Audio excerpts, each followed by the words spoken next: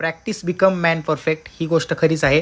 तर आता आरतीची मेहंदी पण खूप सुरेख होत चाललेली आहे. तर तुम्हाला पण मेहंदीची ऑर्डर आणि नेल आर्टची ऑर्डर द्यायची असतील तर मला तसं सांगा. आणि त्यानंतर आज सकाळी मी मार्केटला गेलतो तर यातानी फणस दिसले आणि आरतीला खूप आवडतात, मला पण खूप आवडतात, मम्मीला आवडतात. मग मी यातानी फणस घेऊन आलो. गाडीत आज पेट्रोल टाकलं कारण की आज जरा मला दिवसभर खूप कामं होती. येता येता मानकर डोशालाच नाश्ता केला कारण की आज मला नाश्ता करायला पण वेळ भेटणार नव्हता.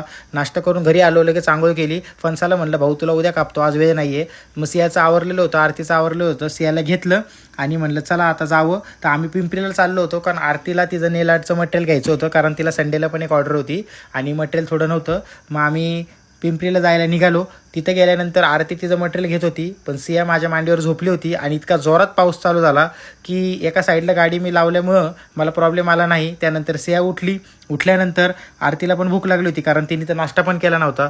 मग तिला म्हणलं काय खायचं आहे तर ती म्हणली स्वस्तात मस्त काहीतरी घेते. पिंपरीच्या ट्रॅफिकमध्ये आम्ही अचानक अडकलो, 1 तास तर असाच गेला.